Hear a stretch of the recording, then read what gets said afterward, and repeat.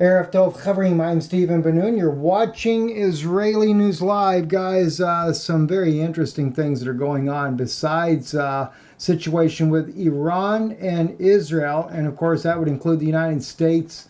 No doubt if a war breaks out there, but we're also going to be looking a little bit about things that are still going on in Venezuela as we see troop build up there, and even the United States, something happening over on the West Coast there that RT is reporting. But getting right into where the big issue comes in, Iran says it will fight back against Israel attacks in Syria days after U.S. warned strikes could lead to war. If you remember, we even actually brought that out, how that the United States had been warning that if Israel continued to do strikes against Iranian targets inside of Syria, that this could actually lead to an all-out regional conflict in the area. And of course, my thought is that perhaps what it is President Trump is not wanting to get engaged in two different fronts at the same time with what's going on in Venezuela. So, well, now Iran, their own National Security Council Secretary, Ali Shamkhani, cautioned his country's arch foe Israel against pursuing further strikes against suspected Iranian positions in Syria, and letting Israel know that if they continue to do that, they would retaliate. It's kind of interesting when I see this type of debates going back and forth, or now getting started to go back and forth, and how Israel has often stated that they're there in the region. They're trying to stop Iran from building any bases in there or supplying weapons to Hezbollah.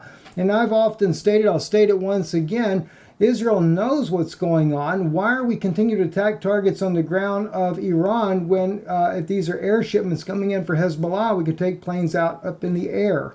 But then again, there's other news that comes out as well that kind of leads us to this idea, like in this case here on JewishPress.com, Israel red lines in Lebanon and Syria, which does outline some of the issues that Israel is targeting when it comes to what's happening in Israel. And of course, probably the strongest thing that has come out thus far is IDF Chief of Staff Lieutenant General Gadi Eisenkot, who told the New York Times that Israeli jets had fired 2,000 air-to-ground munitions at targets in Syria in 2018 alone. 2,000! Gee, manetti. I mean, listen, I am all for Israel protecting the Israeli citizens, the people of Israel, but it does seem more that it's a provocation, because Israel has been striking Iranian assets all across the region. Iran has been there for 8 years. Yeah, it is certainly a regime that I am not in favor of either, but the people have the regime they have. And during that 8 years, they have been focused on those jihadists that have been trying to overthrow President Bashar al-Assad. And speaking of overthrowing President Bashar al-Assad, the same Lieutenant General Gadi also had came out and noted, this was according to Haaretz, that they have been arming anti-Assad Syrian rebels. And the article clearly identifies that it wasn't just cash and small weapons either that were being given to these different jihadists over in the Golan Heights there. Israel, just like the United States, just like Saudi Arabia, Turkey, and other nations have been arming these rebels to overthrow President Bashar al-Assad in the region there, to put in their own de facto government, very much about what we're seeing over in Venezuela. And yeah, listen, I get it, friends, listen, I get it. Maduro is not a good guy. No doubt they need to replace him. The people should be able to vote in their own president. But, who's Guaido? A Jesuit-trained operative that they want to put into power because he's a yes boy for the United States government, or even maybe the Israeli government? He's just a yes ma'am, sir, and whatever you say, sir, and that's what we'll do, sir. Is that the type of president they're trying to put into power? After I told you guys months before this ever happened with Juan Guaido that we were getting information from Israeli intelligence that they had inside of Venezuela, U.S. and Israeli special op forces working on the ground, destabilizing the nation for an overthrow, because as it was said to us, that the U.S. needs the oil more than the Venezuelan people do. And by the way, there will be a kosher tax put on that as well. How can you have this type of information coming out of Israel, knowing all this, not to mention all the articles I've showed you about the sanctions that have destabilized this nation and their economy and caused the Venezuelan people to suffer for almost a decade now? Sure, the Venezuelan people are going to rally around somebody the United States picks to be the new interim president without even an election. They want lifting of the sanctions. They want to be able to have their lifestyle back. After all, they are one of the richest oil reserve countries in the world today and the third largest gold suppliers in the world. They got the money, they got the means, but they can't do anything about it. Why? Because good old US of A, along with a few other of those allies out there, are willing to crush a country until you beg for mercy. This is what I don't like. Hey, come in there. Don't make the people suffer over this. Give them some humanitarian aid there and then say, look, all right, if you're going to put sanctions on the government and say, look, listen, within 6 months, you got to have an election. Let the people decide who they want in. And if they still put in Maduro, okay, that's their choice. Let them have what they want.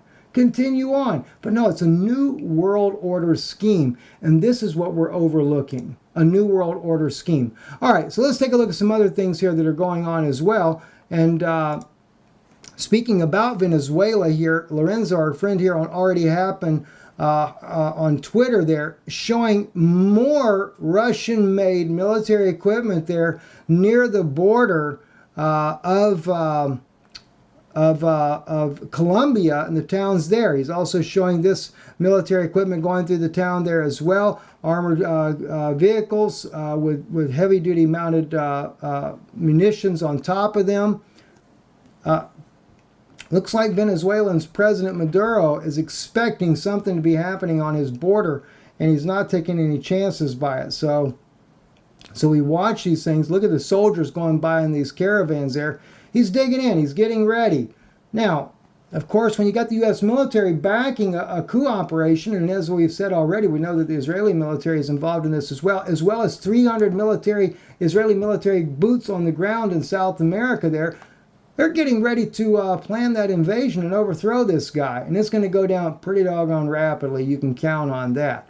All right, now moving a little bit closer to home. Kind of a short broadcast today, but this came out on RT. This one here, wow, look at that. Nothing to see here. Black Hawk helicopter swarm Los Angeles in a surprise urban warfare drills.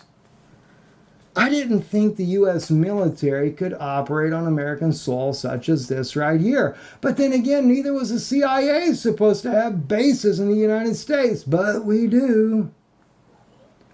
I'd hate to tell you how many. You probably wouldn't believe it if I told you. Dozens of Black Hawk helicopters descended on downtown Los Angeles Monday night while residents report explosions and scramble to find out if they were looking at a military invasion or a film shoot. The sinister flock of military birds hovered and zoomed through the high-rise canyons of downtown, accompanied by strange explosions and military maneuvers and zero explanation from the authorities as to what was going on for what must have seemed like hours. And these are just some of those video footages there we can play for you there that was going on. There you can see the Black Hawk there taking off right there, downtown Los Angeles. What are they preparing for? Makes you wonder, doesn't it? I mean, is this expected a Russian invasion, Chinese invasion, or just to getting ready to deal with some bunch of unruly Americans that we have to disarm? I don't know which one it is. But, it's not looking very good, no matter which way we consider it, is it? So, at any rate, I'm Stephen Benoon. You're watching Israeli News Live. We'll just have to keep a tab on things. As the world unravels, and those nations that are not in compliance to a new world order, those nations will be toppled.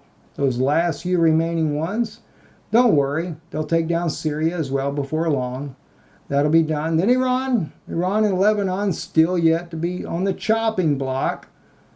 But Venezuela got to come underneath the Pope of Rome and obey that military command. I'm Steve Benoon. You're watching Israeli News Live. Be bringing you more interesting things here in the coming days. Shalom, shalom. In a world of Ein Shalom.